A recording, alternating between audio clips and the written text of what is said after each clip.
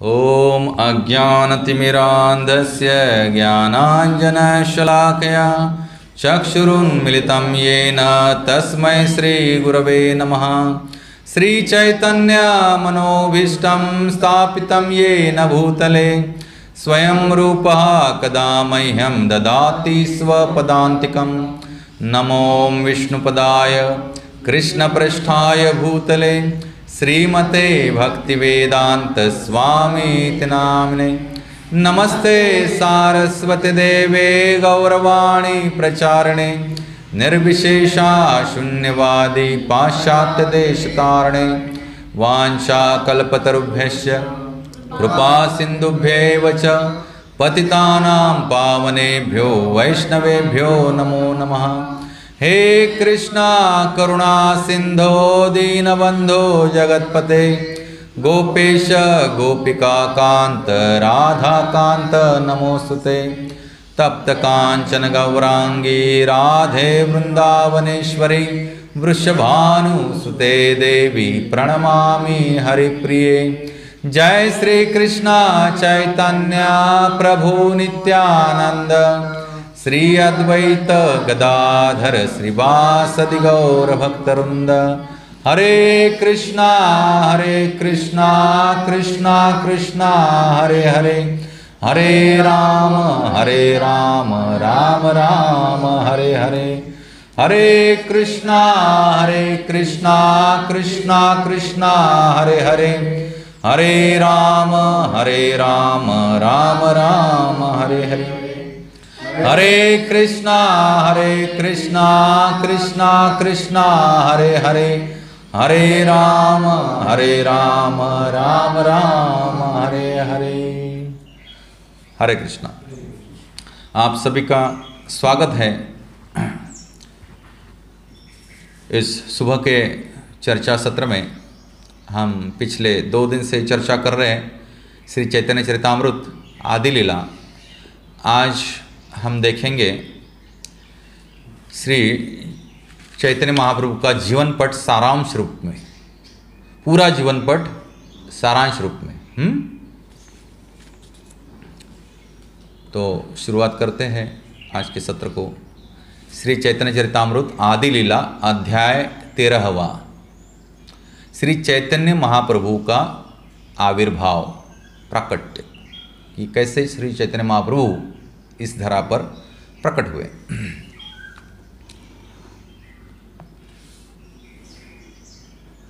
सप्रसीदतु चैतन्य देवो यस्य प्रसादतः तल्लीला वर्णने योग्यः सद्य स्यादधमोप्ययम्। मैं श्री चैतन्य महाप्रभु की कृपा की कामना करता हूँ, जिनकी कृपा से एक अधम भी उनकी लीलाओं का वर्णन कर सकता है। एक कविराज कृष्णदास गोस्वामी बोल रहे हैं कि जो महान वैष्णव है, जिन्होंने इस ग्रंथ का रचना किया और जिनको साक्षात चैतन्य महाप्रभु का और उनके पार्षदों का संग मिला, और ये बोल रहे हैं कि खुद को अधम बोल रहे हैं। प्रभुपाद बहुत सुंदर आगे तात्पर्य में कहे हैं, श्री चैतन्य महाप्रभु या भगवान श्री कृष्ण का वर्णन करने के लिए जिस दैवी शक्ति की आवश्यकता होती है, ध्यान से सुनिए ये बात, वह भगवान की कृपा एवं अनुकंपा है। अगर कोई भी जीव इस पृथ्वी तल में या भौतिक जगत में भगवान श्री कृष्ण की या भगवत तत्व की क्या कर रहा है, वर्णन कर रहा है, प्रचार कर रहा है, तो जानना चाहिए कि वह भगवान की कृपा एवं अनुकंपा है, उसके सिवा वो नहीं कर सकता। बिना इस कृपा के कोई भी व्यक्ति दिव्य साहित्य की रचना नहीं कर सकता, किंतु भगवान की कृपा के बल पर साहित्य लिखने में एक अयोग्य व्यक्ति भी अद्भुत दिव्य विषयों का वर्णन कर सकता है।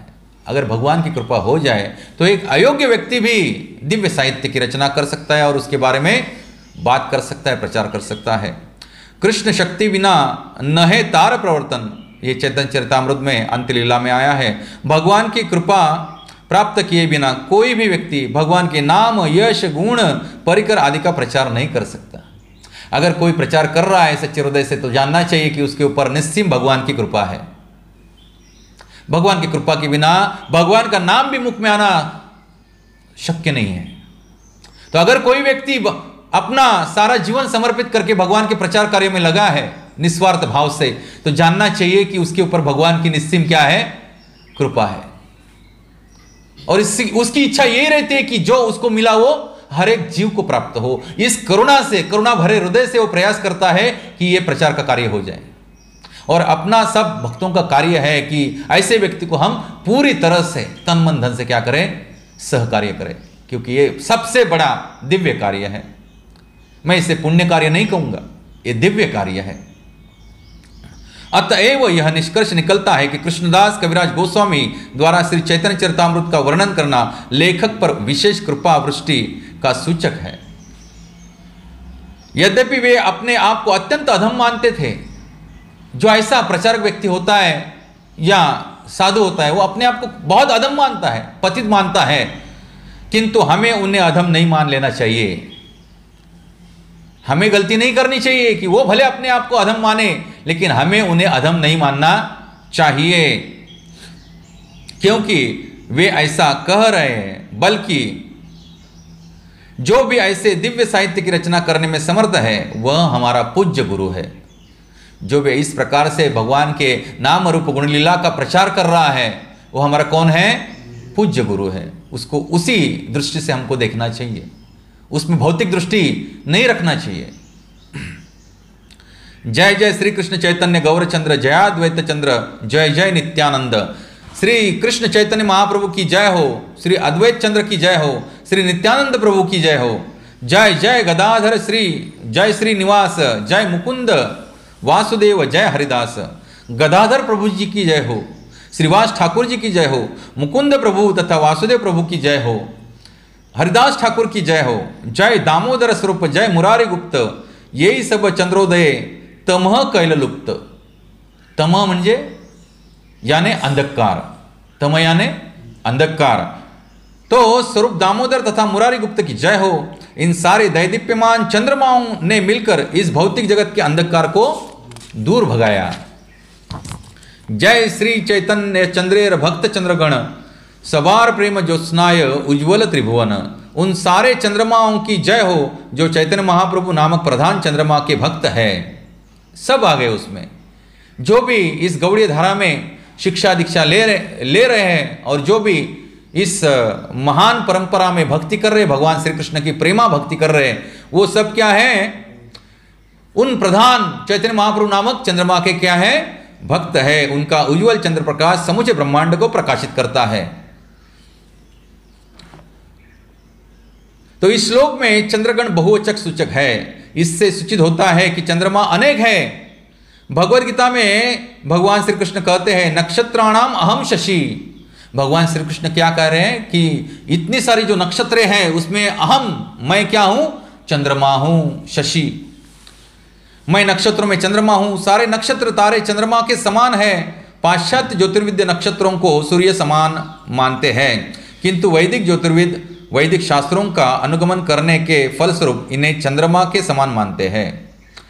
सूर्य में बड़े जोर से चमकने की शक्ति होती है और चंद्रमा सूर्य के प्रकाश को परावर्तित करने के कारण उज्ज्वल प्रतीत होता है। चैतन्य चरितामृत में कृष्ण को सूर्य की भांति बतलाया गया है। चैतन्य चरितामृत में भगवान श्री कृष्ण को किसकी भांति बताया गया है, सूर्य की भांति। परम शक्तिमान तो भगवान श्री कृष्ण या श्री चैतन्य महाप्रभु है और उनके भक्तगण भी उज्ज्वल तथा प्रकाशमय है। परम शक्तिमान तो भगवान श्री कृष्ण है या श्री चैतन्य महाप्रभु है और उनके भक्तगण भी उज्ज्वल तथा प्रकाशमय है, क्योंकि भगवान ने अपनी सारी शक्तियां अपने भक्तों में वितरित कर दी है, जैसे नाम में वितरित कर दी है, क्योंकि वे सर्वोपरि सूर्य के प्रकाश को परावर्तित करते हैं। क्योंकि ये जो भक्तगण है ठाकुर जी के, महाप्रभु के भक्तगण हैं, वो क्या करते हैं, वो जो दिव्य प्रेम का ज्ञान है जो खुद चैतन्य महाप्रभु लेके आए, वो लोकेर प्रेम धन हरिनाम संकीर्तन, और इसका प्रकाश जो है परिवर्तित करने का काम कौन करते हैं, उनके भक्तगण करते हैं, उनके नाम रूप गुण लीला का प्रचार और प्रसार करके। और एक जो आईना होता है उसका क्या कर्तव्य होता है, जो भी प्रकाश सूर्य का है वो क्या करे, दूसरी दिशा में प्रकाशित करे। तो वैसे ही भक्तगण होते हैं, बहुत कृपालु होते हैं, और भगवान का जो भी प्रकाश आए उनके पास वो सब अन्य जीवों को देते हैं, उन पे कृपा दृष्टि भगवान की पहुंचाते हैं। तो इसलिए भगवान के भक्त भी उतने ही महत्वपूर्ण है। चैतन्य चरितामृत में कथन है कि कृष्ण सूर्य सम, माया है अंधकार। कृष्ण क्या है? सूर्य समान है। और माया क्या है? ये भौतिक जगत संसार क्या है? अंधकार में है, पूरा घनेरा अंधा छाया हुआ है यहाँ पे। यहां कृष्ण तहां नाही माया अधिकार। और जहां कृष्ण का उदय हुआ, सूर्योदय जैसे होते ही अंधकार क्या होता है? नष्ट हो जाता है। वैसे ही जहां कृष्ण का उदय हुआ, जिस जीव के हृदय में कृष्ण का प्रेम जागृत हुआ, वहां माया का अंधकार नहीं ठहर सकता है। और अगर हमें लगता है कि हमें कृष्ण भक्ति भी चाहिए और भौतिक संसार के सुख मान सम्मान भी चाहिए, तो हमारे हृदय में कृष्ण भक्ति का उदय नहीं हुआ है। क्योंकि जिसके हृदय में कृष्ण भक्ति का उदय हुआ है, उसका कर्तव्य यही रहेगा कि वो जो प्रकाश उसको मिला है वो इतरों को देगा, ना कि ये भौतिक जगत के संसार के विषयों में वो लिप्त रहेगा। उसका कर्तव्य यही रहेगा। भक्ति की पराकाष्ठा है। भक्त को कैसे जा सकता है कि जो भक्त दिव्य प्रेम में भगवान के स्थित है, उसको एक क्षण भर भी विराम नहीं रहेगा। वो सोचता रहेगा कि कैसे मैं भगवान का ये प्रेम सबको दे दूं, कैसा ये भगवान का प्रेम जो मुझे मिला है वो मैं सबको दे दूं। यही उसकी कामना रहती है। अगर ये कामना आपके हृदय में जागृत नहीं हुई है, तो आप जान लीजिए कि आप भक्ति में अभी तक तो नहीं आए हैं। आप भले कंठीमाला पहन ले, तिलक लगा दे, माला झोली ले, जप कर ले 16 माला, 64 माला जप कर ले, लेकिन अगर आपको पतित हीन दीन जीवों के प्रति, उनके दुखों के प्रति करुणा नहीं है, तो आपके हृदय में भक्ति का संचार नहीं हुआ है। क्योंकि जिसके हृदय में भक्ति का संचार हुआ है, वो व्यक्ति, वो भक्त शांत बैठ नहीं सकता। वो हमेशा सोचेगा कि कैसे ये भक्ति का अमृत मैं सब में वितरित कर दूं, सबको सुखी कैसे कर दूं। यही उसकी कामना रहती है। कृष्ण सूर्य के समान तेजस्वी है। सूर्य के उदय होते ही अंधकार या अज्ञान के रह पाने का प्रश्न ही नहीं उठा। इसी प्रकार इस श्लोक में भी यह वर्णन हुआ कि कृष्ण रूपी सूर्य प्रकाश के परावर्तन से प्रकाशित इन चंद्रमाओं के प्रकाश से या चैतन्य महाप्रभु के सारे भक्तों की कृपा से यह सारा जगत कलयुग के अंधकार के बावजूद प्रकाशित हो उठेगा। केवल और केवल जो भी चैतन्य महाप्रभु को क्या करेगा? फॉलो करेगा, उनका अनुगमन करेगा, उन्होंने जो भक्ति मार्ग दिया है प्रेमा भक्ति का, उसका जीवन में अनुकरण करेगा, अनुसरण करेगा, वो निश्चित रूप से क्या करेगा? पूरा जगत को ये अंधकार से बाहर निकालने की उसमें ताकत क्षमता आ जाएगी। जैसे कि श्रील प्रभुपाद हम देखें, अकेले जीव थे, इतने बुढ़ापे में 70 वर्ष की आयु में, केवल उस समय का 40 रुपया लेके जहाज से पाश्चात्य देश में गए और पूरा विश्व में भगवान का कीर्ति फैला दिए। तो एक भी व्यक्ति अगर उसने ठान ले कि मैं भगवान ने जो धर्म मार्ग कहा है, भक्ति मार्ग कहा है, उसका पूरी तरह से मैं अपने जीवन में क्या करूंगा? अनुपालन करूंगा, तो ऐसा एक व्यक्ति पूरा संसार को क्या कर सकता है? प्रकाशमय कर सकता है। केवल चैतन्य महाप्रभु के भक्त ही कलयुग के अंधकार को, इस युग की जनता को के अंधे अज्ञान को दूर कर सकते हैं। प्रभुपाद जी स्पष्ट कह रहे, केवल चैतन्य महाप्रभु के अनुगत जो है वही सही रूप में इस जगत के अंधकार को, अज्ञान में अंधकार को दूर कर सकते हैं। और कोई ऐसा नहीं कर सकता है, गारंटी दे रहे प्रभुपाद यहाँ पे। और कोई ऐसा नहीं कर सकता है। देखिए आप, बहुत सारे संप्रदाय है, बहुत सारे मठ मंदिर है, लेकिन इतना कोई भी निस्वार्थ रूप से प्रचार और प्रसार का कार्य नहीं कर रहा है और किसी को यश भी नहीं मिला है। क्योंकि यश वही होता है जहां निस्वार्थ भाव से भगवान श्री कृष्ण की सेवा की जाए। और ऐसी जब सेवा की जाएगी भगवान श्री कृष्ण की, तो भगवान श्री कृष्ण भगवद गीता के आखिरी श्लोक में लिखे हैं, बताए हैं। क्या बताए हैं? देखिए, मैं खोला, कितना कृपा है भगवान का। जैसे खोला, जैसे जो श्लोक बोलना था वो सामने आ गया। इसको कहते कृपा। यत्र योगेश्वर कृष्ण यत्र पार्थो धनुर्धर तत्र श्री विजयो भूतिर ध्रुवा नितिर मतिर मम। इसको कहते भगवान की कृपा। और कृपा हर एक को मिलेगी, लेकिन अपना हृदय जो है पूरी तरह भगवान के चरण कमल में क्या चाहिए? सराबोर चाहिए। दिमाग में, दिल में दूसरा कोई भी विचार नहीं आना चाहिए कृष्ण भक्ति के अलावा। कोई नहीं भूखा मरेगा यहां पे। अपना जो जीवित कार्य दिया है हर एक जीव को, वो अपना प्रामाणिक से करे, और पूरा बाकी का समय जो है वो कृष्ण भक्ति में लगावे।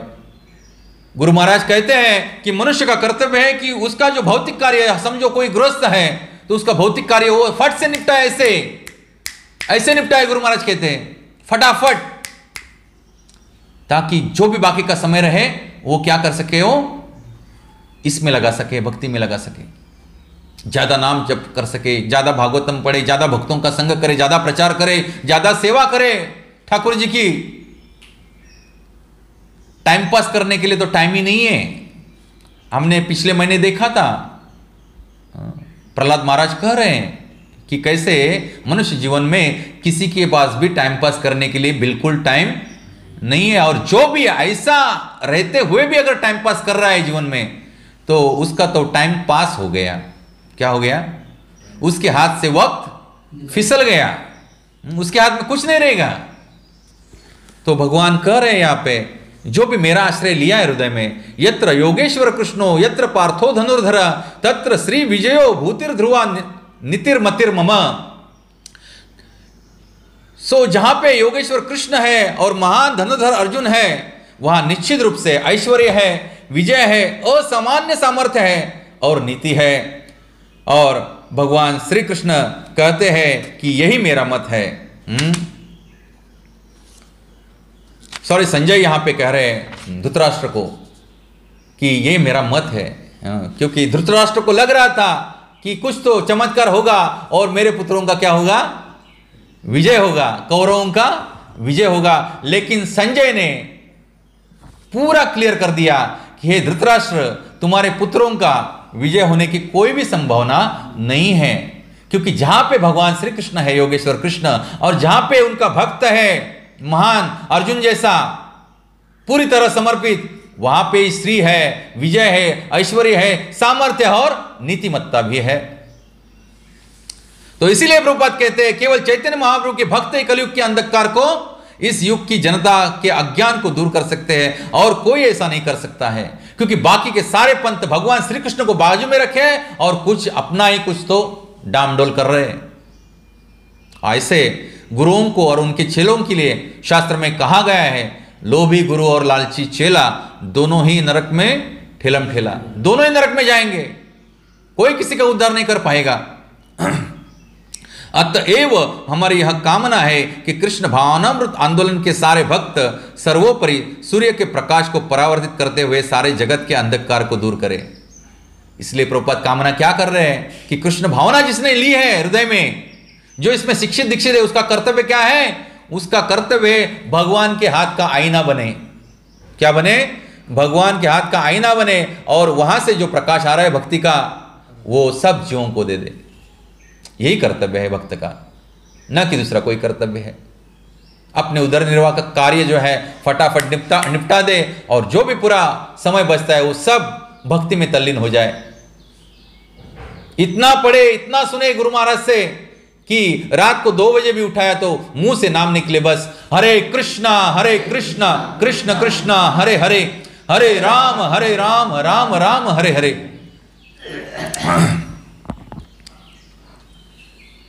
यही तो कहिला ग्रंथारंभे मुख बंद, एबे कही चैतन्य लीला क्रम अनुबंध। इस प्रकार मैंने चैतन्य चरितामृत की भूमिका कही है। क्या है चैतन्य चरितामृत की भूमिका? ये भक्तिमय जीवन स्वीकार करना और इतर जीवों को देना, यही चैतन्य चरितामृत की क्या है? भूमिका है। अब मैं चैतन्य महाप्रभु की लीलाओं का काल क्रम से वर्णन करूंगा। अब कविराज कृष्णदास गोस्वामी कह रहे हैं कि अब इसके आगे मैं सारांश रूप में करूंगा। प्रथमे ते सूत्र रूपे करिए गणन, पाछे तहा विस्तारे करीब विवरण। तो सर्वप्रथम मैं महाप्रभु की लीलाओं को सूत्र रूप में कहता हूं, सूत्र रूप में, सारांश रूप में कहूंगा अभी, और तब मैं उनका वर्णन विस्तार से करूंगा बाद में। तो ये पूर्ण चैतन्य चरितामृत में कविराज कृष्णदास गोस्वामी ने विस्तार से चैतन्य लीला बताई गई है। लेकिन यहां इस अध्याय में हम पूरा जीवन पट चैतन्य महाप्रभु का, जो भी आप ये आज श्रवण करेंगे, ये प्रवचन, आपको पूरा चैतन्य महाप्रभु का जीवन पट सामने आ जाएगा। आगे बढ़ते हैं। श्री कृष्ण चैतन्य नवद्वीपे अवतरी, 840 वत्सर प्रकट विहरी। चैतन्य महाप्रभु कहाँ पे प्रकट हुए ये धरा पे और कब प्रकट हुए वो बतला रहे।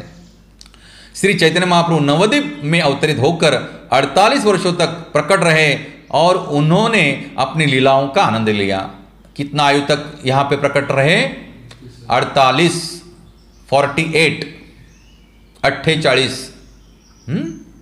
कितना 48 1407 शके जलमेर प्रमाण 1495 हईल अंतर्धान कब प्रकट हुए और कब अंतर्धान हुए उसका साल दिया है। श्री चैतन्य महाप्रभु शक संवत 1407 में यानी ईस्वी सन 1486 में प्रकट हुए। आज से 586 तो वो हो गए 15 और ये 21 36 536 साल पहले प्रकट हुए। कितने साल पहले?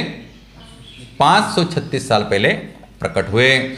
और 1455 में यानी 1534 ईस्वी सन में इस जगत से अंतर्धान हो गए। कितना काल रहे यहाँ पे? 48 बरस। 26 उसमें से आगे बोलते हैं 24 वत्सर प्रभु कैले गृहवास।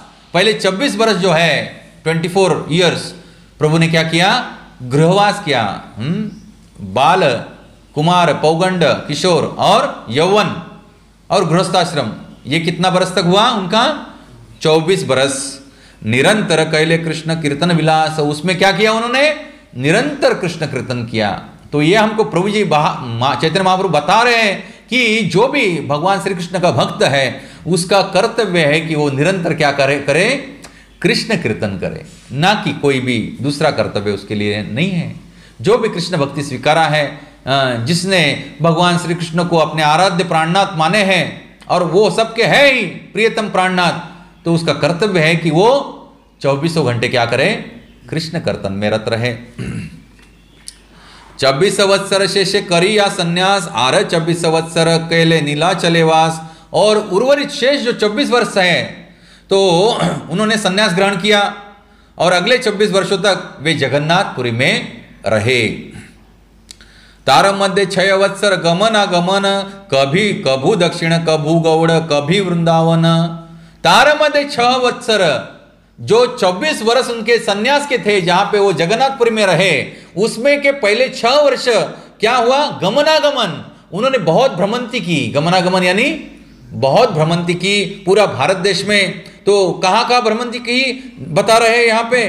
कभू दक्षिण कभी दक्षिण भारत में गए, कभू गौड़ कभी गंगा किनारे गौड़ प्रांत में गए और कभू वृंदावन कभी वृंदावन में गए। इस अंतिम 24 वर्षों में से 6 वर्ष तक वे लगातार भारत का भ्रमण करते रहे। कभी दक्षिण भारत में गए, कभी बंगाल में गए तो कभी वृंदावन गए। 18 वत्सर राहिला नीला चले कृष्ण प्रेम नामामृते भासाल सकले। 18 यानी 18 कितने साल? 18 वत्सर राहिला नीलाचले नीलाचल धाम में वास किया 18 बरस संन्यासाश्रम का। और कृष्ण प्रेम नामामृते भासाल सकले और उन्होंने अमृत तुल्य नामामृते भगवान श्री कृष्ण का अमृत से भी अविट मिष्टान्न जो है वो भगवान श्री कृष्ण के नाम है, उनका हरे कृष्ण महामंत्र का कीर्तन करते हुए हर एक को कृष्ण प्रेम की बाढ़ से सराबोर कर दिया। ऐसा बूंद में नहीं दिया, कृष्ण प्रेम बूंद बूंद में नहीं दिया। हरे कृष्णा बूंद यानी कि बस इतना सा, बूंद बूंद में नहीं दिया। क्या लेके आए? पूरा बाढ़ लेके आए। कृष्ण प्रेम का क्या लेके आए? बाढ़। महापुर लेके आए हैं। महाप्रभु क्या लेके आए? कृष्ण प्रेम का महापुर लेके आए हैं। गोलोकेर प्रेमधन हरिनाम संकीर्तन लेके आए, पूरा बाढ़ लेके आए और सबको सराबोर कर दिया। आदि लीला गृहस्थे प्रभुर लीला आदि लीलाख्यान मध्य अंत्य लीला शेष लीलार्दुई नाम। इसमें से जो चैतन्य महाप्रभु की लीलाएं घटी है तो उसमें जो गृहस्थ जब तक थे यानी 24 वर्ष की आयु तक, उसे क्या कहते हैं? आदि लीला कहते हैं। और उसके पश्चात जो है मध्य लीला अंत्य लीला शेष लीलार्दुई नाम, उसके बाद के जो 26 साल है उसे क्या कहते हैं? मध्य लीला और अंत्य लीला कहते हैं।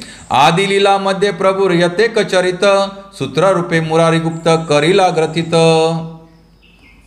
तो इसमें से आदि लीला के अंतर्गत श्री चैतन्य महाप्रभु ने जितनी लीलाएं की उन्हें मुरारी गुप्त, उनके जो प्रेमा भक्त थे मुरारी गुप्त, तो उन्होंने संक्षेप में अंकित किया है। मुरारी गुप्त ने लिखित स्वरूप में प्रभु ये शेष लीला स्वरूप दामोदर सूत्र करी ग्रंथिलेन ग्रंथेर भीतर। और उनकी बाद की शेष लीलाएं, संन्यास आश्रम की लीलाएं, मध्य लीला तथा अंत्य लीला, उनके सचिव जो थे स्वरूप दामोदर गोस्वामी ने संक्षेप में लिपिबद्ध की और इस प्रकार वे पुस्तक रूप में रखी हुई है। पहले जो आदि लीला है 26 वर्ष की, वो मुरारी गुप्त प्रभु जी ने लिखित की, और बाद में की जो है उनके निजी सचिव कौन है, स्वरूप दामोदर गोस्वामी, उन्होंने लिखित रूप में रखी है। यही दुई जनेर सूत्र देखिया सुनिया वर्णना करे न वैष्णव क्रम ये करिया। इन दो महापुरुषों ने द्वारा अंकित टिप्पणियों को देखकर तथा सुनकर कोई भी वैष्णव अर्थात भगवत भक्त इन लीलाओं को क्रमवार जान सकता है। बता रहे हैं, आगे बोल रहे हैं, बाल्य पौगांड कैशोर यौवन चारि भेद अतएव आदि खंडे लीलाचारी भेद। गृहस्थ आश्रम तक आने तक क्या क्या होता है मनुष्य के जीवन में? बाल्यावस्था आती है, पौगंडावस्था आती है, किशोर अवस्था आती है, यौवन आता है। ये 4 भेद है। अतएव आदि खंडे लीलाचारी भेद, उनकी आदि लीला में 4 विभाग है। आदि लीला में कितने विभाग है? 4 विभाग है, बाल्य, पौगंड, कैशोर तथा यौवन। सर्व सद्गुण पूर्णाम ताम वंदे फाल्गुन पूर्णिमाम यस्या श्री कृष्ण चैतन्यो अवतीर्ण कृष्ण नाम भी। अब वो सुंदर समय आ गया है, कौन सा? फाल्गुन पूर्णिमा का, यानी हम बोलते हैं उसे गौर पूर्णिमा, या महाराष्ट्र में बोलते हैं होली पूर्णिमा भारतवर्ष में। तो सर्व सद्गुण पूर्णाम ताम वंदे फाल्गुन पूर्णिमाम, मैं उस फाल्गुन पूर्णिमा को वंदन करता हूं जो सर्व सद्गुण से पूर्ण है, उस समय को वंदन करता हूं। क्यों? क्योंकि उस समय यस्या श्री कृष्ण चैतन्यो अवतीर्ण कृष्ण नाम भी, क्योंकि उस अवसर पे, महान शुभ अवसर पे कौन प्रकट हुए? साक्षात श्री कृष्ण चैतन्य रूप में प्रकट हुए। किसके साथ? भगवान श्री कृष्ण के नाम के साथ। मैं फाल्गुन महीने की पूर्णिमा की संध्या को सादर नमस्कार करता हूं, जो शुभ लक्षणों से पूर्ण शुभ घड़ी है, जब श्री चैतन्य महाप्रभु हरे कृष्ण नाम के संकीर्तन के साथ अवतीर्ण हुए। और क्यों अवतीर्ण हुए हरे कृष्ण नाम कीर्तन के साथ, वो आगे बता रहे हैं। फाल्गुन पूर्णिमा संध्याय प्रभुर जन्मोदय से ही काले दैव योगे चंद्र ग्रहण है। फाल्गुन पूर्णिमा जो है उसमें पूरा चंद्र दिखता है, लेकिन सेई काले, वो काल में दैव योग से क्या हुआ? चंद्र ग्रहण हो गया, पूरा खग्रास चंद्र ग्रहण हो गया। तो क्या हुआ? हरि हरि बले लोक हर्षित हया जलमीला चैतन्य प्रभु नाम जलमैया।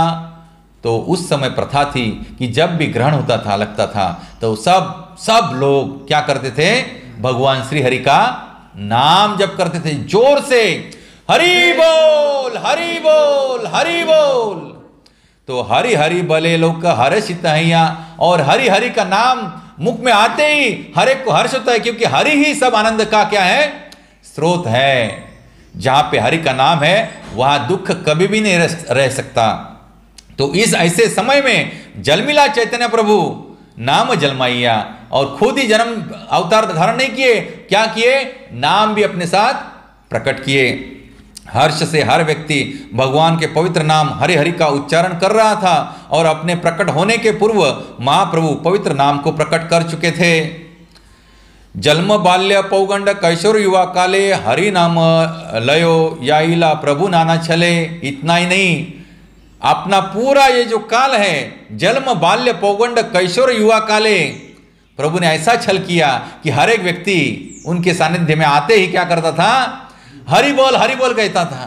हरे कृष्णा कृष्णा कृष्णा हरे हरे, हरे राम राम राम हरे हरे।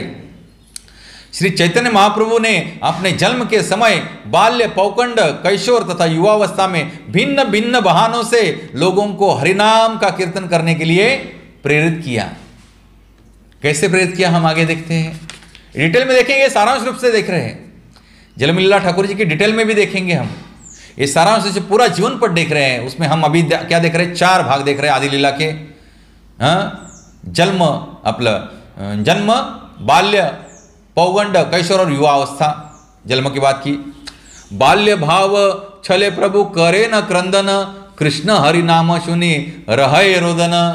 जब बालक थे, छोटे बालक थे, जब गोदी में आके बैठते थे या गोदी में कोई भी माताएं आती थी शची माता के साथ, उनके गोदी में बैठते थे, सोते थे, रोते थे तो रोते थे जोर जोर से। बाल्य भाव छले प्रभु करे न क्रंदन, बाल जब थे, बालक थे, छोटे बालक, तब प्रभु क्या करते थे, जोर जोर से क्रंदन करते थे। क्रंदन करना यानी रोना, रोते थे, क्रंदन करते थे। और कब रुकते थे, कृष्ण हरि नाम सुनी रहे रोदन। जब कृष्ण हरि का नाम जब सुनते थे, उनको तो तब बोलने नहीं आता था, तो अपने बाल्यकाल में जब महाप्रभु रो रहे होते हैं, तब कृष्ण तथा हरि के पवित्र नामों को सुनकर वे तुरंत रोना बंद कर देते थे। समझ में आ रहा है कि अतएव हरि हरि बले नारीगण, देखी तो आई से बा सर्व बंधुजन। अतएव जितनी सारी स्नेहशीला स्त्रियां बालक को देखने आती थी, वे बालक के रोते ही क्या बोलती थी, हरि हरि, बोलो हरि हरि, हरि हरि, हरि हरि का नाम का उच्चारण करती थी। गौर हरि बलि तारे हास्य सर्वनारी, अत एव हैल तार नाम गौर हरि। क्योंकि इनका जो देह का रंग था, क्या था, सुवर्ण कांति गौर वर्ण था। और ये गौर बालक जो है वो किनके नाम से शांत होता था रोना, हरि का नाम सुनते ही। इसलिए उन स्त्रियों ने उनका नाम क्या रख दिया, गौर हरि रख दिया। अत एव हैल नाम तार, तार नाम गौर हरि। बाल्य वयस यावत हाथे खड़ी दिला, पौगंड वयस यावत विवाह न कैला। अभी बाल्यावस्था खत्म हो गई, अब पौगंडावस्था आ गई। तो उसमें पौगंडावस्था में क्या होता है, शुरुआत पौगंडावस्था की हाथे खड़ी देना। जब हम क्या देते हैं उसको, स्लेट देते हैं, वो पार्टी देते हैं काली और खड़ू देते हैं, और हम उसको पढ़ाई के लिए गुरुकुल में भेज देते हैं। तो हाथे खड़ी देके उनका बाल लीला खत्म हो गया। और कौन सा लीला चालू हो गया, पौगंडावस्था चालू हो गया। और बाल्यकाल समाप्ति के से लेकर उनके विवाहित होने तक की उम्र पौगंड कहलाती है। उनका जब विवाह हुआ तब की जो उम्र है बाल्यकाल से, उसे क्या कहते हैं, पौगंड अवस्था कहते हैं। विवाह करिले हैल नवीन यवन, सर्वत्र लयो याइल प्रभु नाम संकीर्तन। विवाह करने का वो भक्तों को भूल नहीं गए, जैसे कि आजकल के भक्त भूल जाते हैं, विवाह होने के बाद कुछ दर्शन ही नहीं देते, है ना। बीबी मिल गई तो भूल ही गए भक्तों को। विवाह होने के बाद प्रभु ने क्या किया, क्या किया प्रभु ने, सर्वत्र लयोइला प्रभु नाम संकीर्तन। विवाह होने के बाद और जोर से प्रचार चालू किया। ये सब अपने लिए है शिक्षा। उनके विवाह के बाद उनका यौवन प्रारंभ हुआ और अपनी युवावस्था में उन्होंने हर एक को सर्वत्र हरे कृष्ण महामंत्र कीर्तन करने के लिए प्रेरित किया। शादी होने के बाद, विवाह होने के बाद। और यहाँ भौतिक जगत में हम क्या देखते हैं, विवाह होने के बाद इंसान जो है उसको खाली एक ही दिखता है, वन पॉइंटेड डिटर्मिनेशन। कैसे अपने पत्नी को क्या मैं करूं, खुश रखूं, कि जैसे ज्यादा से ज्यादा मैं इंद्रिय भोग भोग सकता हूं, स्त्री सुख अनुभव कर सकता। क्योंकि वो अगर क्या हो गई, थोड़ी सी रुष्ट हो गई, खफा हो गई, मान की, तो मेरे इंद्रिय भोग में क्या आ जाएगी, विपत्ति आ जाएगी। तो भाड़ में जाने दो भक्त लोग, क्या करना है मेरे को उनसे, भाड़ में जाने दो संसार, मेरे को उनसे क्या करना है, मेरे को तो अभी बस इंद्रिय भोग में सरावर होना है। तो जैसे पत्नी मिली तो भूल गए भगवान को, भूल गए भक्तगणों को। ऐसा नहीं है, यहां पे महाप्रभु अपनी लीला से बता रहे हैं, क्योंकि भक्त रूप स्वरूप भक्त का आचरण कैसा होना चाहिए ये बतला रहे हैं यहां पे। शादी होने के बाद क्या करना चाहिए, और जोर से हरिनाम संकीर्तन का प्रचार प्रसार करना चाहिए, और दोनों ने मिलकर प्रचार प्रसार करना चाहिए। तो गृहस्थी बहुत ठीक ठाक चलेगी, बहुत ठीक ठाक चलेगी, क्योंकि केंद्र में कौन है, भगवान वासुदेव है। तो यही महाप्रभु यहां पे बता रहे हैं कि गृहस्थ होने के बाद हर एक गृहस्थ का कर्तव्य है कि अपने पत्नी को, अपने कुटुंबियों को साथ में लेके भगवान की शरण जाए और उनकी सेवा करे और पूरा संसार को कृष्ण प्रेम वितरित करे। अपना जो है धन है, कुशलता है, सब जो चीज है उनके पास, वो सब भगवान के सेवा में लगा दे। जैसे कि ठाकुर जी भगवत गीता में बता रहे हैं कि तुम्हारे पास जो भी है, यद करोसि यदस्नासि यद जिहोसि ददासि यद तपस्यासि कौन्तेय तत् कुरुष मद अर्पणम। गृहस्थ का कर्तव्य है और हर एक व्यक्ति का कर्तव्य है, उसके पास जो भी विशिष्ट चीज है, उत्तम से उत्तम चीज है, वो हर एक चीज, वो हर एक कला उसने क्या करनी चाहिए, वो हर एक समय भगवान को देना चाहिए। ये गृहस्थ का कर्तव्य है। पौगंड वयसे पड़े न पढ़ा न शिष्यागणे सर्वत्र करे न कृष्ण नामेर व्याख्याने। तो पौगंड अवस्था में ठाकुर जी ने क्या किया, वे गंभीर विद्यार्थी बने। पौगंड अवस्था में बहुत गंभीर विद्यार्थी बने, बहुत अच्छी तरह से पाठशाला पढ़ी, पाठ किए। तो ये भी शिक्षा है आजकल के जो विद्यार्थी दशा में है, न कि मोबाइल लेके उसमें कुछ ना कुछ देखते बैठे, बल्कि क्या करें, बस पढ़ाई में ध्यान दें। पौगंड अवस्था जो भी है, जो भी शिक्षा लेने का समय है, उसमें विद्यार्थी जीवन में विद्यार्थी का प्रथम कर्तव्य है और द्वितीय कर्तव्य है और तृतीय कर्तव्य क्या है, बस पढ़ाई ध्यानपूर्वक करना। जैसे कि चैतन्य महाप्रभु किए, पौगंड अवस्था में वे गंभीर विद्यार्थी बन गए और शिष्यों को पढ़ाते भी थे। ऐसा ही नहीं खुद ही विद्यार्थी बने, उनके बहुत सारे शिष्यगण हो गए और उनको सबको पढ़ाते थे। इसलिए उनको नाम उनका विख्यात हुआ निमाय पंडित, बहुत बड़े पंडित बन गए। इस तरह वे सर्वत्र कृष्ण नाम की व्याख्या करते थे और पढ़ाते समय क्या करते थे, केवल और केवल कृष्ण नाम की व्याख्या करते थे। सूत्र वृत्ति पांजी टीका कृष्ण ते तात्पर्य शिष्यर प्रतित हय प्रभाव आश्चर्य। व्याकरण का पाठ पढ़ाते समय तथा व्याख्या करके बताते समय श्री चैतन्य महाप्रभु अपने शिष्यों को भगवान कृष्ण की महिमा के विषय में शिक्षा दी। किसके बारे में विषय शिक्षा दी, कृष्ण के विषय के बारे में ही शिक्षा दी, उनकी महिमा के बारे में शिक्षा दी। चूंकि उनकी सारी व्याख्याएं कृष्ण में समाप्त होती थी, अतएव शिष्यगण उन्हें आसानी से समझ सकते थे। ये बहुत सुंदर है, यहाँ पे बताया गया है कि जो भी कथाकार है, प्रचारक है, उसको चाहिए कि केवल वो और केवल वो कृष्ण नाम और कृष्ण लीला के इर्द गिर्द अपनी कथा क्या करें, बताएं। और ऐसा करने से भगवान की कृपा प्राप्त हो कि वो सामने वाले जो सुन रहे हैं श्रोता वर्ग है, उनको आसानी से समझ आएगी। कोई पांडित्य की जरूरत नहीं है क्लिष्ट शब्द बोल के। और आजकल के लोगों को लगता है कोई समझ में नहीं आया तो बहुत सुंदर कथाकार है।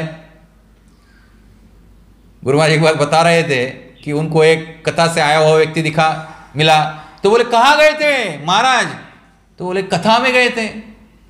कथा में गए थे तो क्या सुना आपने, अरे क्या बताए महाराज, एक कथाकार इतने महान थे, इतने विद्वान थे, इतने पंडित थे, इतना ऊंचा ऊंचा बात बोला। अरे तुमको क्या समझ में आया? महाराज हमको कुछ नहीं समझ में आया, लेकिन उन्होंने इतना बहुत बड़ा बात कहा। क्या कहे? अगर भागवत कथा सुन के कुछ समझ में ना आए तो ऐसा पांडित्य किस काम का? कृष्ण जो है, प्रेम जो है और सादी सरल जुबानी में जो आश्रित है अपने ऊपर, उनको देना चाहिए। बस यही कर्तव्य है प्रचारक का। सर्वत्र करे न कृष्ण नामेर व्याख्याने, बस कृष्ण का आश्रय लेके बस व्याख्या करनी चाहिए, बाकी कुछ नहीं बोलना चाहिए। इस तरह उनका प्रभाव आश्चर्यजनक था। और जो भी ऐसी कथा करेगा उसका प्रभाव कैसे रहेगा? आश्चर्यजनक रहेगा। कोई जरूरत नहीं पांडित्य की, बस कृष्ण को आधार मानिए और कृष्ण कथा कहिए, भगवान श्री कृष्ण सब देख लेंगे। यार देखे तारे कहे कह कृष्ण नाम, कृष्ण नामे भाषाइल नवदीप ग्राम। कैसे करते थे कृष्ण कथा? जो भी मिले उसको कृष्ण नाम बोलते थे। और कृष्ण नाम में भाषाइल नवदीप ग्राम, पूरा नवदीप जो ग्राम है, नवदीपों से जो बना है। कौन से नवदीप है यहाँ पे देखिए, तो अंतरद्वीप है पहला, दूसरा है सीमंत द्वीप, तीसरा है गोद्रुम द्वीप, चौथा है मध्य द्वीप, पांचवा है कोला द्वीप, छठा है ऋतु द्वीप, सातवां है जाह्नू द्वीप, आठवां है मोद्रुम द्वीप और नौवां है रुद्र द्वीप। तो जो हमारा इस्कॉन का जो टेम्पल अभी स्थित है वो रुद्र द्वीप में आता है। कहां पे आता है? रुद्र। ऐसे 9 द्वीप है और ये 9 द्वीप जो है वो 9 विधा भक्ति को प्रक्षेपित करते हैं। कैसे? देखिए, अंतर्द्वीप जो है वो आत्मनिवेदनम, जो नवविधा भक्ति है श्रवण कीर्तन विष्णु स्मरण, उसमें नवविधा भक्ति जो है उसमें आत्मनिवेदन सबसे टॉप मोस्ट है, वो अंतर्द्वीप है। सीमंत द्वीप श्रवण है, गोद्रुम द्वीप कीर्तन है, मध्य द्वीप स्मरण है, कोला द्वीप पाद सेवन है, ऋतु द्वीप अर्चनम है, जानु द्वीप वंदनम है, मोद्रुम द्वीप दास्य भाव है, रुद्र द्वीप सख्य भाव है। तो यारे देखे तारे कहे कह कृष्ण नाम, कृष्ण नामे भाषाइले नवद्वीप ग्राम, पूरा नवद्वीप ग्राम को सराभोर कर दिया। श्रवण कीर्तनम विष्णु स्मरणम पाद सेवनम अर्चनम वंदनम दास्यम सख्यम आत्मनिवेदनम, ये नवविधा भक्ति जो है, ये नव लक्षण जो है उनके लिए एक एक क्या है, ये ग्राम है नवद्वीप का। किशोर वय से आरंभिला संकीर्तन, रात्र दिने प्रेमे नित्य संगे भक्तगण। हम देख रहे हैं कि हर एक जन्म के समय से हर एक अवस्था में चैतन्य महाप्रभु क्या किए, केवल और केवल भगवान श्री हरि का नाम का या तो संकीर्तन खुद किए, करने को लगाए, या तो इतर लोगों से करके लिए, दूसरा कोई भी कर्तव्य नहीं किए। जो भी उनका काल था वो हर एक काल में क्या किए, वो केवल और केवल कृष्ण नाम का संकीर्तन या तो खुद किए या तो दूसरों से करवा लिए।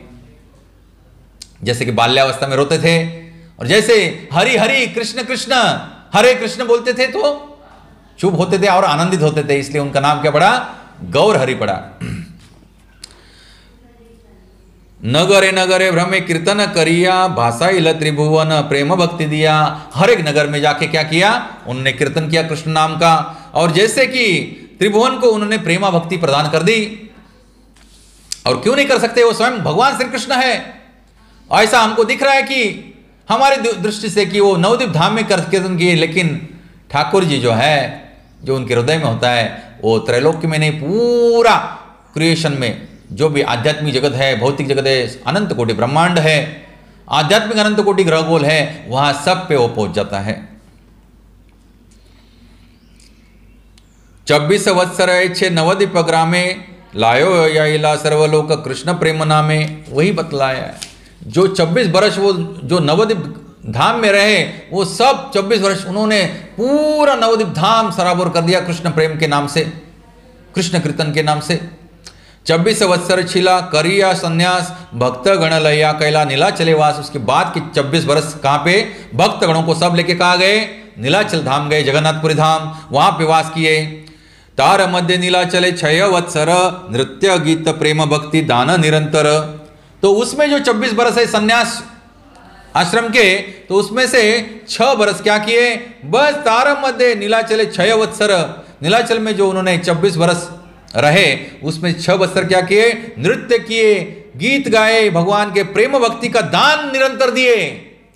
हमने देखा 1 महीने के पहले वो कुत्ते को भी प्रेमा भक्ति दे दिए। किसको दिए, कुक्कुर को, एक कुत्ते को भी प्रेमा भक्ति दे दिए और उसको गोलोक धाम भेज दिए। तो सेतु बंद आर गौड़ व्यापी वृंदावन, प्रेम नाम प्रचारिया करीला भ्रमण। और ये 6 वर्ष उन्होंने भ्रमण किया पूरा भारत भूमि का। कहाँ गए, सेतु बंद रामेश्वरम गए, कन्याकुमारी गए, आदि केशव गए, अनंत पद्मनाभ गए, पूरा दक्षिण भारत का यात्रा किया, श्रीरंगम गए, वहां पे 4 महीने रहे, चातुर्मास के श्रीरंगम में वास किए। मुझे जाने का भाग्य मिला वहाँ लीलास्थली में। श्रीरंगम बहुत सुंदर स्थान है, बहुत प्राचीन पुरातन मंदिर है, और साक्षात जो रघुकुल में जो इष्ट देव है उनके श्रीरंगम श्रीरंगनाथ, वो वहाँ पे स्थानापन्न है। बहुत सुंदर लीला है उनकी। जब प्रभु श्री रामचंद्र रावण का वध करके लंका से पुष्पक विमान से अयोध्या पधारे, तब उनके साथ उनको छोड़ने के लिए कौन आए थे, विभीषण जी आए थे, जो अब लंकेश बन गए थे। लंकेश का अभिषेक किया था प्रभु श्री रामचंद्र ने, और तब विभीषण बोले, अभी राम जी बोले, अभी विभीषण तुम जाओ लंका में राज्य करो।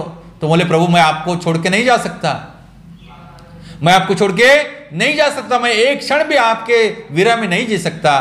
तो बोले, विभीषण तुम एक काम करो, ये जो मेरे आराध्य देव है श्रीरंगम, इनको साथ में लेके जाओ और इनको साथ में लेके जाओ और हमेशा मैं तुम्हारे साथ रहूंगा। लेकिन एक बात है, लेते जाते समय इनको नीचे मत रखना। क्या बात है? लेते जाते समय इनको नीचे मत, धरा पे मत रखना, नहीं तो वे वहीं पे स्थानापन्न हो जाएंगे। तो विभीषण आकाश मार्ग से उड़ने लगे श्रीरंगनाथ जी को लिए हुए, और सुंदर, आपको बता रहा हूं मैं, कभी जाने का अवसर है तो अवश्य जाइएगा। उसे दक्षिण काशी कहते हैं श्रीरंगम को, जो स्वर्गलोक से, ब्रह्मलोक से या गोलोक धाम से, वैकुंठ धाम से ठाकुर जी जो विमान में आए थे, वो विमान आज भी सोने का विमान वहां पे उपस्थित है। मैं उस विमान को ऊपर चढ़ के देख के आया, उसको स्पर्श करके आया। वो सोने का विमान आज भी विराजमान है वहां पे। मंदिर का गर्भगृह जो है वो पूरा विमान है, जो विमान में ठाकुर जी पधारे थे रघुवंश में। तो विभीषण जी आकाश मार्ग से लेके जा रहे हैं, तो उतने में उनको कुछ तो नैसर्गिक आपत्ति आ गई, तो वो वहाँ पे जहाँ पे आज स्थित है ठाकुर जी, वहाँ पे ठाकुर जी को रख दिए और फिर स्नान विन करके वापस आए। उठाने लगे तो ठाकुर जी नहीं उठे, तो बहुत दुखी हुए। उन्होंने अनशन आरंभ किया, पूरा अनशन आरंभ किया, खाना पीना त्याग दिया, रोने लगे कि अब मैं किसे लेके जाऊंगा। तो प्रभु श्री रामचंद्र स्वयं उनको दृष्टांत दिए कि हे भक्त विभीषण, तुम चिंता मत करो, क्योंकि अभी भी आज भी जाके देखेंगे ना आप, तो श्रीरंगनाथ ऐसे पौड़े हैं कि उनका जो नेत्र है वो लंका की ओर देख रहा है, दक्षिण की ओर। ऐसे पौड़े हैं और नेत्र उनके हैं, ये दक्षिण दिशा है, तो नेत्र है लंका की ओर है। तो वो बोले ये मेरा बहुत प्रिय स्थान है, मेरा धाम है, तो मैं यहीं रहूंगा, तुम चिंता मत करो, और यहीं से मैं तुमको निरंतर देखते रहूंगा। और ऐसा सांत्वना करके फिर विभीषण लंका को गए। और आज भी हर रोज जैसे जगन्नाथपुरी में विभीषण जी आते हैं, वैसे श्रीरंगम में विभीषण जी ठाकुर जी की सेवा करने आते हैं। ऐसा सुंदर लीलास्थली है श्रीरंगम। तो ये पूरा भ्रमण किए, और वहां पे चैतन्य महाप्रभु साक्षात 4 मास रहे, और वहां से ही अपने षड गोस्वामी से एक गोस्वामी गोपाल भट्ट गोस्वामी, वो बहुत छोटे थे, इतने छोटे से बालक थे, बहुत सुंदर लीलाएं हैं, हम आगे देखेंगे। इतनी सुंदर लीलाएं, चैतन्य लीलाएं, और ये भौतिक जगत के जीव इतने अभागे हैं कि उनको रुचि नहीं है इसमें। इनको बस कूड़े में, गोबर में, कचरे में रुचि है। जो भी भगवत भक्ति छोड़ के ढूंढ रहा है कुछ तो मुझे मिलेगा अच्छा, तो गुरु महाराज कहते हैं उसे कुछ नहीं मिलेगा यहाँ पे, क्योंकि ये सब भौतिक जगत क्या है, धान निकालने के बाद जो भूसा रहता है वो भूसे से भरा हुआ है। धान तो निकल गया, ये भौतिक जगत क्या है, ये भूसा है पूरा, और भूसे को आप कितना भी डंडा लेके पीटो उससे धान नहीं निकलने वाला है। गुरु महाराज कहे हैं कि जो भी कर्मी लोग हैं यहाँ पे खोज कर रहे हैं आनंद प्राप्ति की, हम सुखी बनेंगे अपने प्रयास से, वो उनका प्रयास कैसे है, धान का छिलका पीटने जैसा है, भूसा। हम महाराष्ट्र में उसको कोंडा कहते हैं। क्या कहते हैं? कोंडा। कोंडा बडवल्याने कोणी सुखी होईल का? कोंडा बडवल्याने कोणी सुखी होईल नहीं होना। वैसे ही ये धान का जो अवशेष मात्र है उसको पीटने से कोई भी सुख प्राप्ति नहीं करेगा। यहां पे अगर आपको सुखी बनना है तो एक ही काम कीजिए, हरे कृष्णा कृष्ण कृष्ण हरे हरे, हरे राम राम राम हरे हरे। बस ठाकुर जी का नाम रूप गुण लीला का कीर्तन करे, श्रवण करे, वंदन करे, अर्चन करे, पूजन करे, सेवा करे। तो इन सेतुबंध आर गौड़ व्यापी वृंदावन प्रेम नाच प्रचारिया करिला भ्रमण। क्यों घूमे, इतना भ्रमण किए? प्रचार करने हेतु, पूरा भारत भूमि में प्रचार करने हेतु, पतित जीवों का उद्धार करने हेतु भ्रमण किए, पैदल भ्रमण किए। आज हमको, हमारे पास पैसा है, गाड़ी है, घोड़ा है, विमान है, ट्रेन है, फिर भी अपने को धाम की यात्रा करने की इच्छा नहीं होती है। हम बोलते नहीं मेरा प्रपंच है, मेरा प्रपंच है। अरे क्या प्रपंच है? वो प्रपंच में से कुछ समय निकालो, क्योंकि धाम वास ये बहुत प्रमुख अंग है भक्ति का।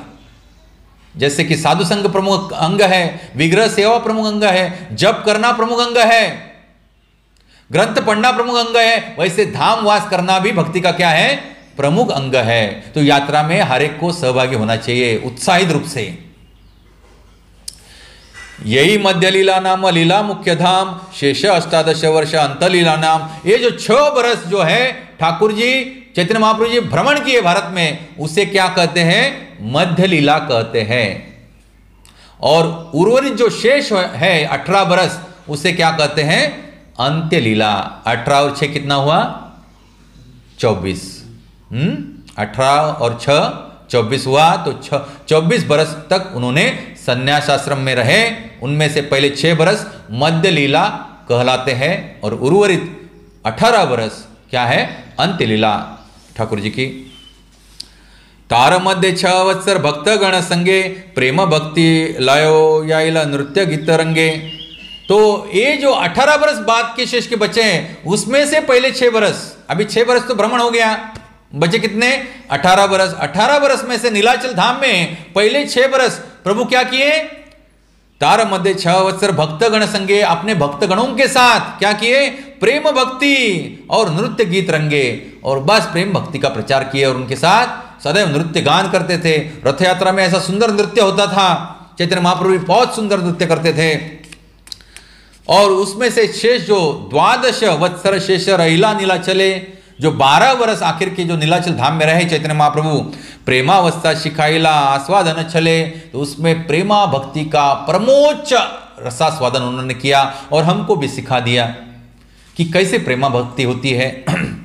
शेष 12 वर्ष वे जगन्नाथपुरी में रहे और कृष्ण प्रेम की दिव्य अनुभूति का आस्वादन करते हुए उन्होंने हर एक को इसके आस्वादन की विधि की शिक्षा प्रदान की। तो कोई व्यक्ति जो कृष्ण भावनामृत में प्रगति कर चुका है, उसे सदैव कृष्ण का विरह सताता रहता है। मैं इस प्रवचन के शुरुआत में बताया कि किसको भक्त कहना चाहिए, जिसके हृदय में कृष्ण प्रेम पूरा तरह से भर गया है और उसको एक क्षण भी उसन नहीं है कि उसको लग रहा है कि मैं ये कृष्ण प्रेम सबको क्या दूं, फ्री में बांट दूं। तो वही यहां पे प्रभुपाद बता रहे हैं कि उसे सदैव कृष्ण का विरह सताता रहता है, क्योंकि विरह की ऐसी अनुभूति कृष्ण मिलन की अनुभूति से बढ़कर होती है। जो विरह अनुभूति होती है, कब मुझे ठाकुर जी मिलेंगे, कब मैं गोलोक धाम जाऊंगा, कब मैं ठाकुर जी के साथ लीला करूंगा, कब मैं उनके साथ यमुना तट पे जाऊंगा, कब मैं जाके उनके साथ गोप बालों के साथ क्रीड़ा करूंगा और वन में विचरण करूंगा, यमुना में स्नान करूंगा और खेलूंगा कूदूंगा, उनके साथ प्रसाद ग्रहण करूंगा। ये कब करूंगा, इसका विरह होता है भक्त को हृदय में। वो जानना चाहिए उसके हृदय में कृष्ण प्रेम प्रकट हुआ है। अगर ऐसा विरह नहीं हो रहा है अपने को कृष्ण प्राप्ति का, तो हम भक्ति में आगे नहीं बढ़ चुके हैं, बस हम साधना भक्ति में पहले स्टेप पे लटके हुए हैं। श्री चैतन्य महाप्रभु इस जगत में अपने जीवन काल के अंतिम 12 वर्षों में जगन्नाथपुरी में रहकर संसार के लोगों को यह सिखाते हैं कि किस तरह मनुष्य विरह अनुभूति के साथ अपने सुप्त कृष्ण प्रेम को विकसित कर सकता है। और ये परमोच्च स्थिति है भक्ति की। जैसे मैंने गोड़प में कहा था, प्रवचन दिया था लास्ट का जो जगन्नाथ जी के ऊपर, उसमें कहा था कि कैसे विरह भाव जो है भगवान श्री कृष्ण द्वारका में रहते थे 16,108 रानियों के साथ, लेकिन सुखी नहीं थे। निरंतर किसके विचार में डूबे रहते थे, वृंदावन, गोप गोपिया, गोप बालक, गोवत्स, वृंदावन के पशु, लता पता, यमुना जी, नंद बाबा, यशोदा मई, इनके ही विचार में सदैव रोते रहते थे रात दिन। वृंदावन वृंदावन, राधे राधे चिल्लाते रहते थे और रोते रहते थे। रुक्मिणी माता जी बताती है कि उनका जो बेडशीट रहता था वो पूरा उनके आंखों के अश्रुधाराओं से क्या होता था, गीला हो जाता था।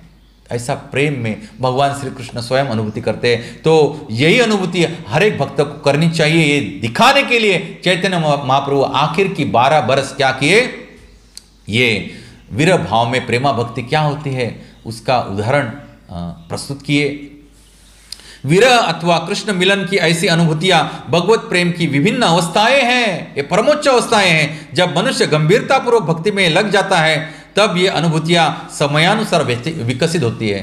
ये अनुभूतियां जो है भगवान के विरह प्रेम की अनुभूतियां समयानुसार विकसित होंगी। उसके लिए क्या करना चाहिए आगे बता रहे हैं। इसकी सर्वोच्च अवस्था है प्रेम भक्ति कहलाती है, किंतु यह अवस्था साधन भक्ति करने पर ही प्राप्त होती है। क्या करने पर प्राप्त होती है ये अवस्था? दिव्य प्रेम की अवस्था। आप बोलेंगे हमको ऐसे प्राप्त नहीं होगी, क्या करना पड़ेगा? उसको साधन भजन ठीक से करना पड़ेगा, गुरु के आश्रय में रह के 24 घंटा। जब आप हरिनाम संकीर्तन में, कृष्ण लीला के गुणानुवर्णन में और कृष्ण चिंतन में सराबोर हो जाएंगे तो अवश्य हर एक जीव के हृदय के अंदर ये सब अवस्थाएं अष्ट सात्विक भाव प्रकट होते हैं। लेकिन साधन ठीक से करना चाहिए। प्रेम भक्ति तो आस्वाद लेने की अवस्था है, प्रेम भक्ति जो है आस्वादन लेने की अवस्था है, जबकि साधन भक्ति भक्ति कार्यों को सुधारने की अवस्था है। और साधन भक्ति जो हम अभी कर रहे हैं वो अपना जो अनर्थ जो भरा है पूरा जीवन अनादिकाल से, वो अनर्थों के पास से छुटकारा पाने की अवस्था है। जब हम ये अनर्थों से मुक्त हो जाएंगे तो हमारे हृदय में भगवान की स्वाभाविक प्रेमा भक्ति क्या हो जाएगी? प्रकट हो जाएगी। और उस समय हम ऐसे दिव्य रस का पान करेंगे, दिव्य रस का पान करेंगे कि उसका वर्णन नहीं किया जा सकता। रात्र दिवसे कृष्ण विरह स्फुरण उन्मादेर चेष्टा करे प्रलाप वचन। श्री चैतन्य महाप्रभु को रात दिन कृष्ण का विरह सताता रहता था। वे इस विरह के लक्षणों को प्रकट करते हुए करुण पुकार करते थे और पागल की तरह प्रलाप करते थे। जैसे एक पागल होता है रात दिन प्रलाप करता रहता है, वैसे चैतन्य महाप्रभु रात दिन प्रलाप करते थे, हे कृष्ण हे कृष्ण हे कृष्ण हे कृष्ण, कहां हो तुम? श्री राधार प्रलापये उद्धव दर्शने सही मत उन्माद प्रलाप करे रात्र दिने। कैसे प्रलाप करते थे? श्री राधार प्रलापये उद्धव दर्शने, जब भगवान श्री कृष्ण वृंदावन धाम छोड़ के चले गए तो राधा रानी और सब गोप और वृंदावनवासी बहुत दुख में सराब हो गए। तो कुछ समय के बाद ठाकुर जी ने मथुरा से किनको भेजा सांत्वना करने के लिए? उद्धव जी को भेजा। तो उद्धव जी देखे तो इनकी प्रेमा भक्ति देख के वो सदगद हो गए।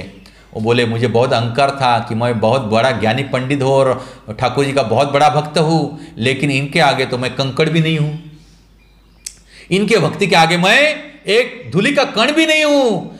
उद्धव का अभिमान चूर चूर हो गया और उद्धव जाके राधा रानी को और गोपियों को सांख्य योग का निरूपण करने लगे कि ठाकुर जी तो परमात्मा रूप से हर जगह उपस्थित है। तो वो बोले, उनको डांटे, आप हमको मत बताओ ये सब बातें, हमको नहीं सुननी है, हमको बस केवल कृष्ण चाहिए।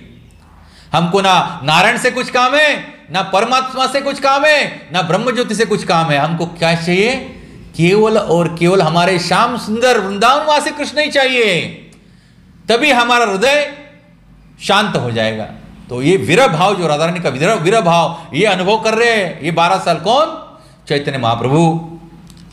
सही मत उन्माद प्रलाप करे रात्र दिने विद्यापति जय देव चंडीदासे रगित आस्वादिन रामानंद स्वरूप सहित। अभी महाप्रभु जो है विद्यापति जयदेव तथा चंडीदास की कृतियां पढ़ा करते थे और रामानंद राय तथा स्वरूप दामोदर गोस्वामी जैसे अपने अंतरंग पार्षदों के साथ उनके गीतों का रसास्वादन करते थे। हमें सदैव भगवान के नाम रूप गुणलीलाओं का कीर्तन करना चाहिए, गान करना चाहिए। कृष्णेर वियोगे यत प्रेम चेष्टित आस्वादिया पूर्ण कैल अपन वांछित।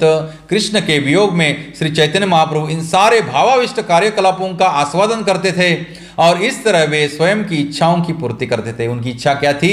राधा रानी का प्रेम भाव अनुभव करना, इसलिए वो गौर हरि के रूप में प्रकट हुए थे।